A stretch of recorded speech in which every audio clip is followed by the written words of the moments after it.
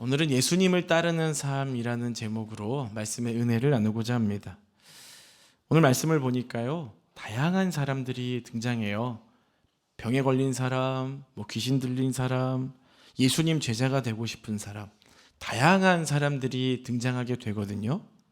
그런데 굳이 기도하지 않았는데도 주님이 고쳐주시고, 굳이 예수님 제자가 되겠다고 했는데 이렇게 좀 거절하시는 모습들을 보게 됩니다. 이 모습을 보니까 꼭 우리 삶 같아요. 열심히 기도했는데 주님이 응답해 주실 때도 있고, 응답 안 해주실 때도 있고, 기도 안 했는데 응답해 주실 때도 있고, 응답 안 해주실 때도 있고, 삶이 그런 것 같아요. 그러면 예수님은 변덕스러운 분이실까요? 기분 좋으면 들어주시고, 기분 안 좋으면 안 들어주시고, 그런 분일까요? 그렇지 않아요. 그럼 어떻게 예수님의 마음이 무엇인가를 알 수 있을까요? 제가 키워드를 하나 드릴게요. 따라해 볼까요? 사명. 사명을 보면 예수님이 어떤 때는 기도 응답해 주시고, 어떤 때는 좀 기다려보라 하시고, 어떤 때는 거절하게 하시는 것을 알 수가 있는 거예요. 그러니까 다시 말하면 부르심이 무엇인가, 예수님의 부르심, 더 나아가서 저와 여러분들의 부르심이 무엇인가를 깨닫게 될 때 우리 주님에 대한 은혜를 더 많이 깨달을 수 있게 되는 것입니다. 자, 오늘 예수님이 어떤 분이신가, 그리고 나의 부르심은 무엇인가 깨닫는 복된 시간이 되기를 주님의 이름으로 축복합니다. 첫 번째는 나를 향하신 하나님의 뜻을 알아야 됩니다. 예수님께서 산 아래로 내려오셨어요. 병든 자들을 고쳐주시고 귀신들을 쫓아내주셨습니다. 왜 그러셨을까요? 나 이런 능력 있다, 나 이런 거 할 수 있다 보여주시기 위해서 그러셨을까요? 아니에요. 이것이 선포됨으로써 하나님의 나라가 이루어지고 있구나, 하나님의 나라가 이 땅 가운데 임했구나라는 것들을 예수님이 계속해서 선포를 해주시는 거예요. 자, 예수님께서 베드로의 집에 가셨습니다. 그 베드로의 장모가 열병에 걸렸어요. 고통 중에 있는 것을 보시게 돼요. 마태복음 8장 14절 함께 읽어보겠습니다. 그의 장모가 열병으로 앓아누운 것을 보시고. 아멘. 열병에 걸렸는데 언제부터 걸렸는지, 열이 몇 도나 났는지 알 수는 없습니다. 열이나 보신 분들은 아실 거예요. 입맛도 없고 기운도 없고 막 축축 처지는 그런 상황 속에 있게 되잖아요. 그러니까 이 베드로의 장모가 얼마나 힘든 상황 속에 있었을까. 근데 얼마나 오래됐는지, 얼마나 그 병이 중한지는 사실 알 수는 없었지만 그 몸과 마음이 메말라가고 있었다는 거예요. 메말라가고 있었다. 사람들과는 단절됐을 겁니다. 홀로 있는 시간이 더 많죠. 누군가 돌봐주지 않으면 오늘 하루를 살아갈 수 없는 너무나 연약한 가운데 있었던 것이 이 베드로의 장모였어요. 열병에 걸렸다? 열 많이 나면 물수건 좀 갖다 대고 하면서 좀 버텨보면 낫지 않을까 생각하실 수 있는데, 여기서 말하는 열병은 그냥 고열 정도가 아니에요. 학자들은 말라리아에 걸렸다라고 얘기를 해요. 고침받을 수 없는 병, 죽음을 향해 가고 있는 병에 걸려 있었다라는 것이죠. 회복을 기대하기보다는 그저 죽음을 기다리고 있는 그 여인의 모습을 누가 보셨어요? 예수님이 보셨어요. 근데 예수님이 이렇게 보셨는데 베드로나 그 아내가 우리 어머니 좀 고쳐주세요 기도하지 않았는데 예수님이 먼저 보셨어요. 그 죽음을 향해 가고 있는 그 여인의 모습을 보면서 그 마음을 우리 예수님이 아셨던 거죠. 자, 어떻게 하시는가 볼까요? 15절 읽어보겠습니다. 그의 손을 만지시니 열병이 떠나가고 여인이 일어나서 예수께 수정들더라. 아멘. 예수님께서 그 여인의 고통과 아픔을 아시고 손을 대시는 거죠. 그 여인을 그동안 괴롭혔던 그 질병이 떠나가게 됩니다. 예수님의 능력이 있음을 믿으시길 바랍니다. 예수님을 붙잡고 예수님을 바라보면 예수님이 우리를 도와주시는 거예요. 따라해 볼까요? 주님이 내 편이시다. 아멘이시죠? 항상 주님이 여러분 편임을 기억하시길 바랍니다. 그 예수님께서 어쩌다 병에 걸렸냐, 왜 이렇게 어려운 가운데 있냐, 좀 이겨봐라, 극복해봤어야지, 왜 이렇게밖에 못하는 거야, 이유나 뭐 따지지를 않으세요. 그저 예수님께서는 그 고통 가운데 있는 그 여인을 보면서 얼마나 아플까, 얼마나 힘들까 공감하고 계시는 거죠. 그 예수님이 오늘 저와 여러분들에게도 삶을 포기하지 말라고 손 내밀어 주고 계심을 믿으시길 바랍니다. 그 손 잡으세요. 그 손 잡고 소망으로 오늘을 살아가시기를 축복합니다. 날이 저물었어요. 이제 좀 쉬어볼까. 예수님도 고단하셨을 거잖아요. 좀 쉬어볼까 하고 있을 때 그 정적을 깨는 일이 일어났어요. 16절을 읽어볼까요? 저물매에 사람들이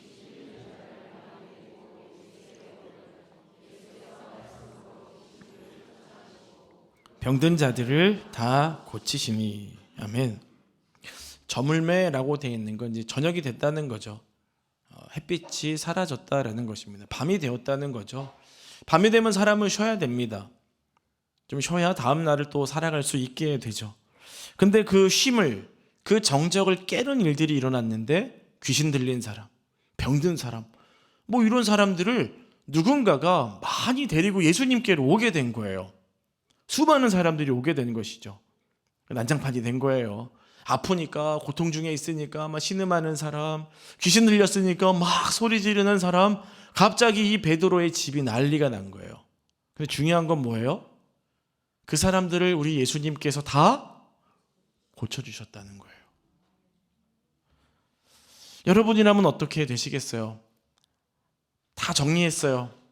마감했어요. 오늘 좀 쉬어야 돼요. 이제 집에 들어가야 돼요. 근데 갑자기 누군가 막 단체 손님이 왔어요. 어떡합니까? 돈 벌어야겠고. 이 사람들 받아야 되나? 뭐 고민되겠죠. 그뿐만이 아니에요. 집에서 좀 쉬어야 되는데 갑자기 뭐 집에 일이 생겼어요. 아이들에게 무슨 문제가 생겼어요. 어떻게 해야 되지? 고민이 될 거예요.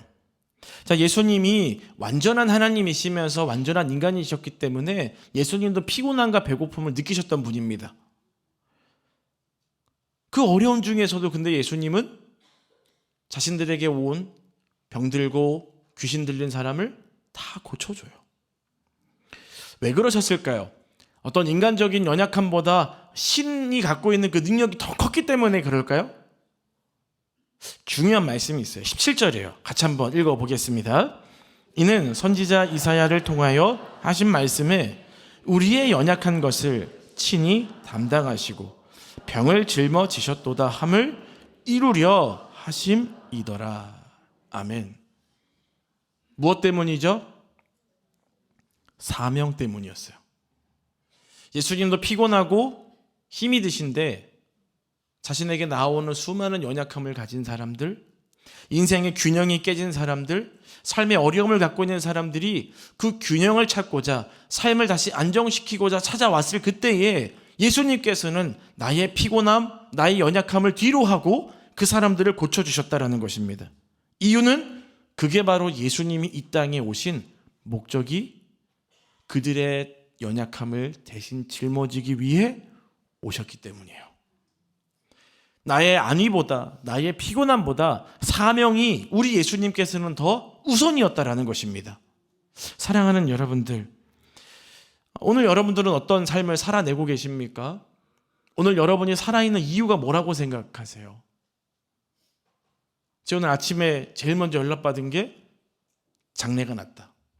또 조금 있다가 보니까 또 장례가 났다. 돌아가신 분들에 대한 이야기를 들었어요. 내가 사는 것 같지만, 내가 노력하는 것 같지만 저와 여러분의 인생은, 저와 여러분의 삶은 주님 손에 있습니다. 그러니까 생명을 우리에게 주신 분명한 이유가 있다는 거예요. 그러면 뭘 먹지? 뭘 마시지? 뭘 입지? 이거 고민하라고 오늘 살게 두셨을까요? 저와 여러분들에게 그런 삶을 주셨을까요? 아니라는 거예요. 예수님이 이 땅에 오신 것과 같이 저와 여러분도 오늘을 살아내는 분명한 이유와 목적이 있음을 믿으시길 바랍니다. 그래서 그걸 깨달으셔야 돼요. 그냥 오늘 하루 살아감에 감사하는 것도 당연히 중요하지만 주님이 내게 오늘 생명을 주신 이유가 뭘까? 그럼 나는 어떻게 살아가야 될까? 무엇을 위해 살아야 될까? 이걸 깨달아야 됩니다. 이걸 깨닫는 은혜가 여러분 삶에 있기를 축복합니다. 그게 사명이고요. 그게 부르심에 합당한 삶을 살아내는 거예요. 자, 그 부르심에 합당한 삶을 살아가는 데 있어서 중요한 게 있어요. 뭐냐면 두 번째예요. 나를 위해서 예수님을 따르면 안 돼요. 나를 위해서 우리는 삶을 살고 나를 위해서 예수님을 좀 따르는 부분이 있잖아요. 또 나를 위해서 예배하고 나를 위해서 뭔가를 할 때가 있단 말이에요. 자, 수많은 사람들이 예수님을 애워쌌어요. 예수님에게 온 거죠. 예수님이 갑자기 하시는 말씀이 있어요. 건너편으로 가자. 18절 말씀 볼까요? 예수께서 무리가 자기를 애워싸는 것을 보시고 건너편으로 가기를 명하시니라. 아멘. 예수님이 너무 지쳐가지고 아휴 모르겠다 이러고 건너편으로 가셨을까요? 나 잠깐 사람 상대하기 싫어. 나 잠깐 좀 쉬어야 되겠어. 그래서 옮겨가셨을까요? 이유가 있어요. 자, 이 사람들이 예수님께 왔는데 어떤 사람이냐면 예수님에 대해서 호기심을 갖고 있는 사람들이었어요. 어떤 병든 사람이 오지? 어떤 귀신 들린 사람이 오지?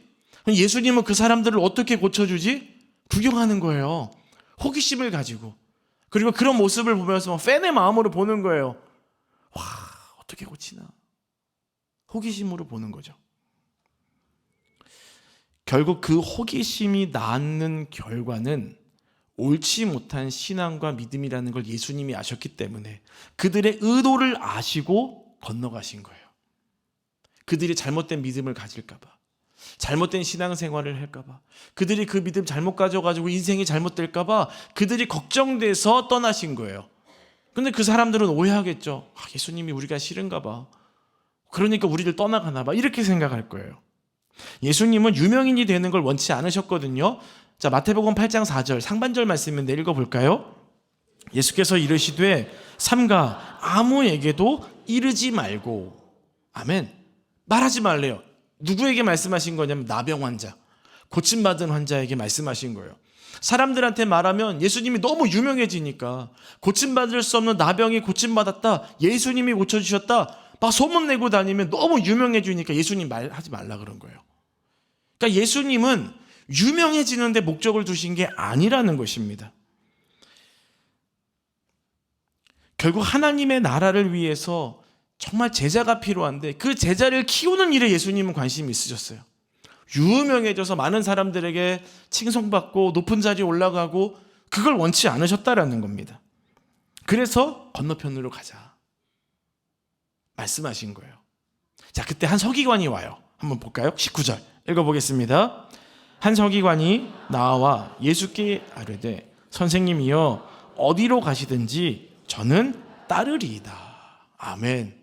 굉장히 멋있죠? 어디를 가시든지 제가 주님을 따라가겠습니다. 그것이 비가 오는 것이든 눈이 오는 것이든 비참한 곳이든 상관없이 어디를 가시든지 제가 따라가겠습니다. 진짜 멋진 말이에요. 자, 그런데 이 말씀을 깊이 있게 볼 필요가 있어요. 서기관은 학자입니다. 책상에 앉아서 조용한 곳에 앉아서 지식을 가지고 그 말씀을 연구하는 사람이에요.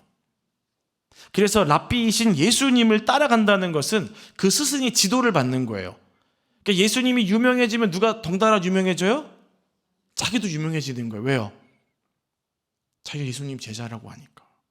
예수님 따른다고 했으니까 예수님 유명해지면 나도 덩달아 유명해지니까 똑똑해요. 머리 쓴 거예요. 가만히 앉아서 예수님의 명성을 나의 명성으로 만들어내고 싶은 마음이 그에게 있었던 것이죠. 예수님이 수많은 사람들에게 영향력 끼치는 걸 본 거예요. 똑똑한 사람이죠. 그래서 예수님에게 어디를 가시든지 무엇을 하든지 제가 따라가겠습니다.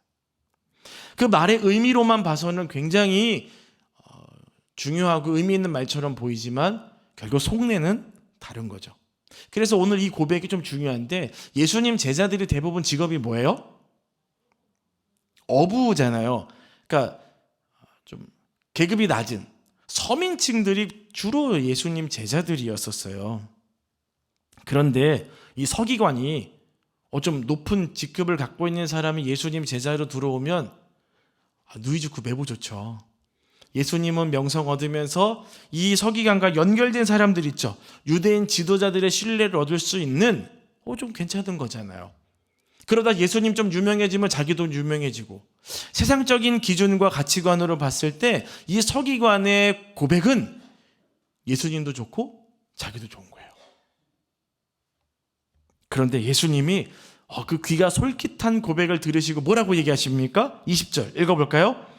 예수께서 이러시되 여우도 굴이 있고 공중의 새도 거처가 있으되 인자는 머리 둘 곳이 없다 하시더라. 아멘. 무슨 말이에요? 너가 나랑 같이 있으면 또 와서 연구하고 공부할 공간도 없어. 여우도 굴이 있고 다 집이 있는데 난 집도 없거든. 하늘의 명성과 권능과 능력을 갖고 계신 예수님께서 이 말을 통해서 이 서기관에게 뭐라고 얘기하냐면, 사실은 나 거지야. 나 가진 것도 없어. 이렇게 말씀하신 거예요.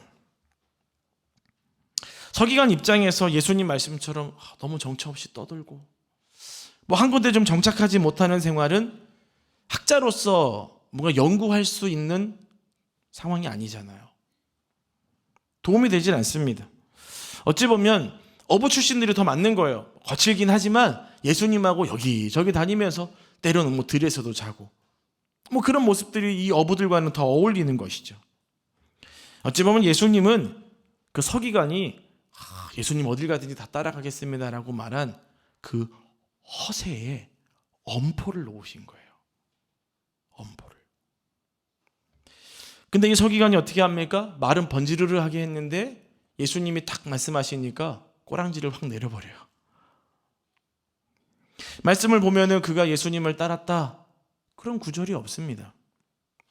고민할 필요도 없이 예수님을 떠나버린 거예요. 그 나름대로 스스로 내가 갖고 있는 지위가 있으니까 예수님께 이렇게 말하면 랍비 대신 예수님이 나와 함께 뭔가 좀 한 구역을 좀 우리의 것으로 만들겠다라고 하는, 한 자리 만들어내겠다고 하는 그 생각을 갖고 갔던 거예요. 근데 잘못된 거였죠.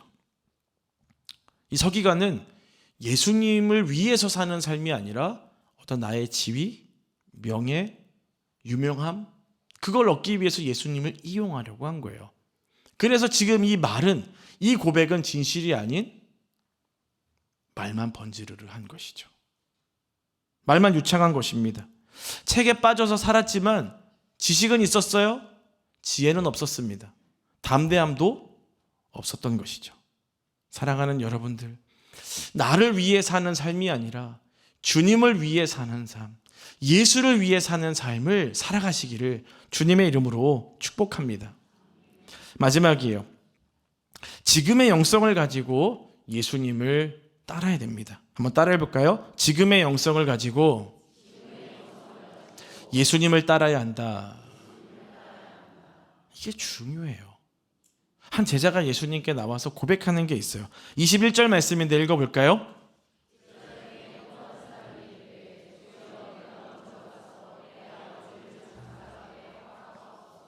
아멘. 아버지 장사 지내는 것, 그러니까 장례 치르는 것을 좀 허락해달라고 얘기를 해요. 근데 여기서 이제 우리가 오해하는 게 있어요. 뭐냐면 이 제자의 아버지가 지금 돌아가신 게 아니에요. 돌아가시지 않았어요. 근데 왜 이런 말을 할까요? 연로하신 아버지가 지금 집에 계시는 거예요. 그리고 자기는 장남이죠. 그래서 언젠가는 아버지가 돌아가시게 될 텐데 그 장례를 주관할 수 있도록 나에게 좀 시간을 달라는 것입니다. 이미 아버지가 돌아가셨다면 이 제자는 예수님과 또 다른 제자들과 함께 있을 수가 없어요. 왜냐하면 당신은 장례가 나면 바로 매장을 그 당일날 했기 때문에 그 자리에 있을 수가 없는 것이죠. 장사 지내게라고 하는 말은 뭐냐면 부모님이 살아계시는 동안 집에 머물면서 이 가족들에게 남겨진 그 유산을 정리하게 해달라는 거예요. 사실 이 말도 멋있는 말입니다. 장사 지내고 나서 예수님을 와서 따르게 해주십시오. 멋있는 말이죠. 그런데 이걸 다시 해석해보면 무슨 말이냐. 아버지가 돌아가시고 나서 유산이 정리되고 내가 그 유산을 받은 다음에 다시 예수님의 제자로서의 삶을 살아가는데 합류할 수 있도록 해주십시오라는 거예요. 그러면 어떻게 될까요? 돈 좀 있는 거예요. 돈 좀 있으니까 예수님 따르는데 부족함이 없는 거죠. 그럼 나중에 오병이어 사건 때 다 뭐라 그러겠습니까? 먹을 게 없는데요. 주님, 오늘은 제가 골든벨을 울리겠습니다. 제 아버지가 주신 유산이 좀 있는데 제가 오늘 이것 좀 이 사람들에게 좀 베풀도록 하겠습니다. 좀 이렇게 가오잡고 예수님 믿고 싶은 거예요. 돈 좀 있고 평안 좀 하고 그런 마음으로 예수님 좀 따르려고 했던 것이죠. 근데 예수님이 뭐라 그러세요? 22절 말씀 읽어보겠습니다. 예수께서 이러시되 죽은 자들이 그들의 죽은 자들을 장사하게 하고 너는 나를 따르라 하시니라. 아멘. 가족을 돌보는 일은 굉장히 중요해요. 그렇게 해야 됩니다. 자, 그런데 예수님 이 제자의 말 너머에는 무슨 문제가 있는 거예요? 돈 문제가 있는 거예요. 내 안위, 내 평안에 대한 그 안전과 안정에 대한 마음이 있는 거예요. 예수님이 그 욕구를 보신 거죠. 가족을 돌본다? 굉장히 중요한 의미지만 지금 이가 고백하고 있는 그 고백 내면에 있는 다 아시는 거예요. 우리가 사람은 속일 수 있어도 우리 하나님은 속일 수가 없습니다. 아멘이세요? 그래서 세상에서 어떻게 말로 누군가를 아니에요. 하나님이 다 알고 계시기 때문에 우리는 늘 주님을 사랑하는 마음과 두려운 마음을 가지고 살아가셔야 돼요. 주님이 여러분의 심령과 생각과 마음을 간파하고 계심을 믿으시길 바랍니다. 예수님이 죽은 자들이 죽은 자들을 장사하게 하라고 해요. 그 죽은 자들이 누굴까요? 집에 있는 사람들. 근데 그 집에 있는 사람들은 어떤 사람들이에요? 예수님에게 관심 없는 사람들. 자신의 삶만을 살아가려고 노력하는 사람들이 모여있는 공간을 말하는 것이죠. 그래서 영적으로 죽은 자를 말해요. 예수님이 이렇게 기적과 이적을 베풀고 다니시는데 집 안에서만 있는 거예요. 무슨 의미일까요? 관심이 없는 거예요. 구원자에 대한, 메시아에 대한 관심이 없고 그냥 내가 원하는 삶, 내게 주어진 삶만 살아가려고 하는 것이죠. 이 제자는 자신이 다 제자가 된다는 걸 기회를 다음으로 미룬 거예요. 다음에. 이유가 뭐예요? 아버지 돌아가시면 유산 받으려고요. 그게 그 내면에 있던 마음이었던 거예요. 예수님이 이 땅에 오시면서 또 사역을 감당하시면서 사람들에게 며칠, 몇 주일, 몇 달, 몇 년을 기다리실 수 있을까요? 그러지 못하죠. 다음에요. 다음이 아니에요. 한번 따라해 볼까요? 지금이 중요하다. 여러분, 지금이 중요해요. 지금 여러분 주 옆에 있는 사람들, 지금 내게 주어진 시간, 지금 내가 만나는 사람들, 지금 내게 주어진 것들, 이게 너무나 귀하고 감사하다는 걸 깨달으시기를 바랍니다. 그래서 우리가 예수님을 따를 때는 정말 순수해야 돼요. 믿음을 갖는 것도 마찬가지예요. 순수함을 가지고 예수님을 바라보며 살아가셔야 됩니다. 다른 의도를 가지고 공동체 생활하고, 다른 의도를 가지고 사람들과 관계 맺고, 다른 의도를 가지고 기도하고, 아니에요. 여러분의 순수한 믿음이 회복되기를 축복합니다. 예수님을 따르는 것보다 더 중요한 게 없어요. 예수님을 따르는 것, 예수님을 섬기는 것, 제자가 되는 것, 이게 진짜 중요한 것입니다. 다음은 없어요. 다음이에요.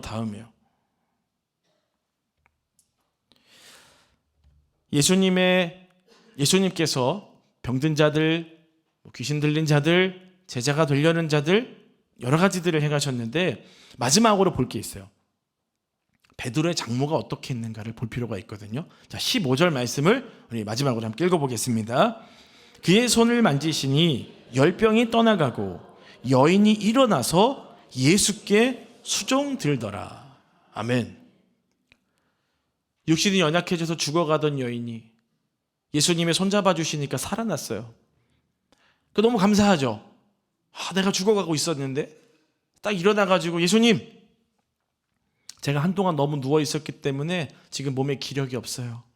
그러니까 좀 음식 좀 먹고 좀 쉬고 힘을 얻어서 그 다음에 예수님을 섬기겠습니다. 아니면 예수님 제가 지금 좀 몰골이 말이 아니에요. 예쁜 옷 좀 입고 화장 좀 하고 와서 예수님 섬길게요 하나요? 내가 그동안 병상에 누워있느라고 참 친했던 좋았던 사람들 만나지 못했는데 그 사람들한테 내가 살아있음을, 예수님이 나를 고치셨음을 제가 좀 전하고 와서 예수님 섬겨도 될까요 하나요? 아니에요. 이 여인은 병이 나음과 즉시 일어나서 예수님께 수종듭니다. 예수님을 섬겼던 거예요. 다른 제자들과는 좀 비교가 되죠? 다음에요. 나를 위해서, 다음을 위해서 계속 미루는 것들을 볼 수 있지만 이 베드로의 장모는, 이 여인은 미루지를 않아요. 즉시 지금 예수님께 감사한 마음을 표현하고 고백하고 있는 것이죠.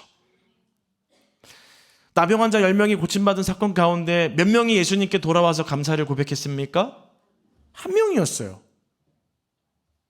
다른 사람들은 빨리 삶으로 돌아가고 싶으니까, 내가 함께하고 있는 사람들과 관계가 중요하니까 각자의 삶으로 돌아가 버린 거예요. 그러니까 예수님께 감사를 고백하는 건 나중이 된 것이죠. 나중은 없습니다. 아멘이세요?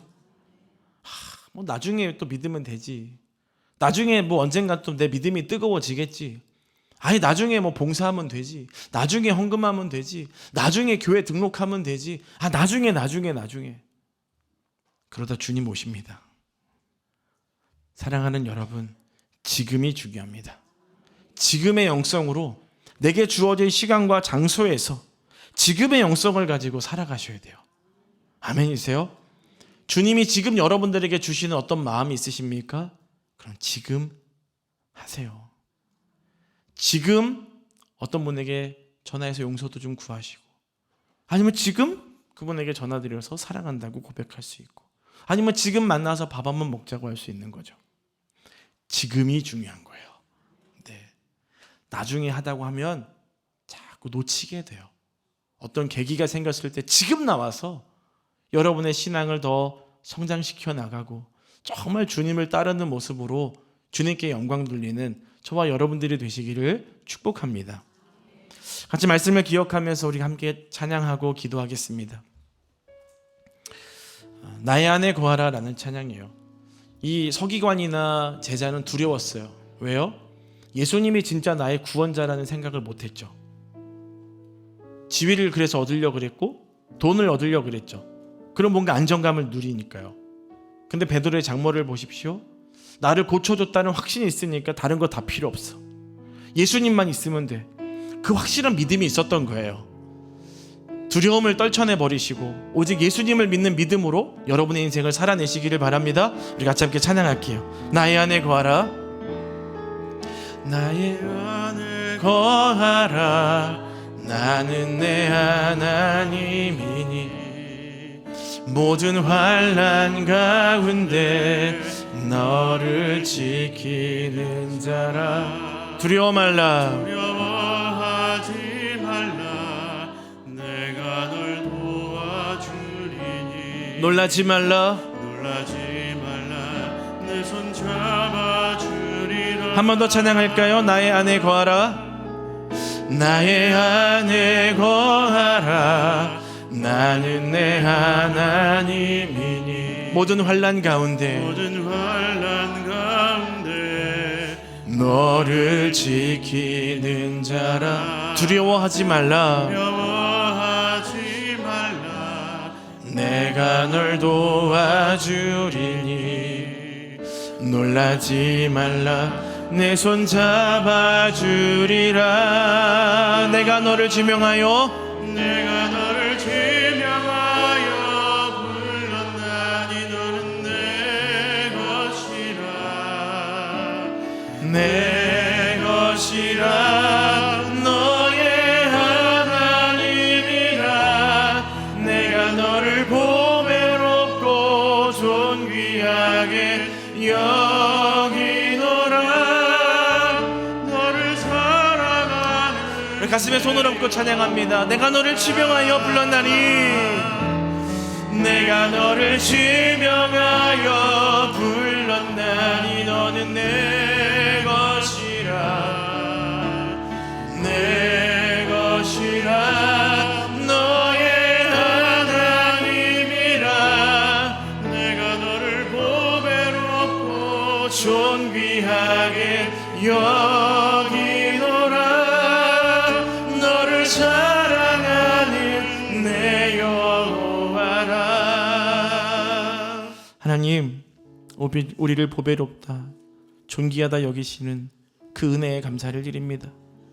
때로는 기도했는데 응답되지 않아 하나님을 원망한 적도 있었고, 왜 이렇게 나는 육신의 고통과 마음의 아픔과 또 우리 가족들에게는 왜 이렇게 수많은 문제들이 일어나면서 하나님이 나를 미워하시나라는 생각 가운데 빠져 있을 때가 있었습니다.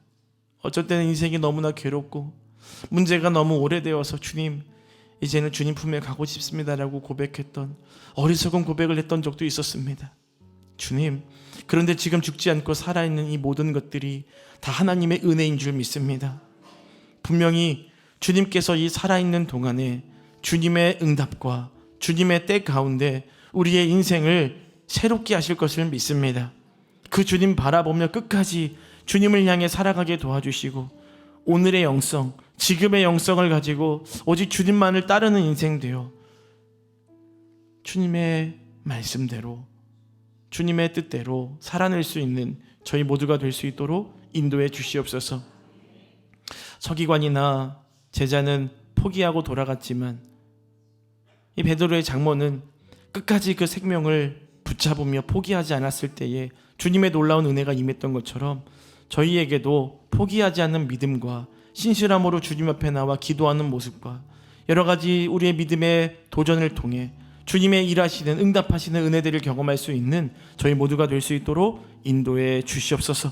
이 고통의 때를 속히 지나가게 하여 주시고 주님께서 주시는 찬란한 빛이 비치는 놀라운 일들이 우리 인생 가운데 일어나게 될 수 있도록 축복하여 주시옵소서. 감사드리며 예수님 이름으로 기도드립니다. 아멘.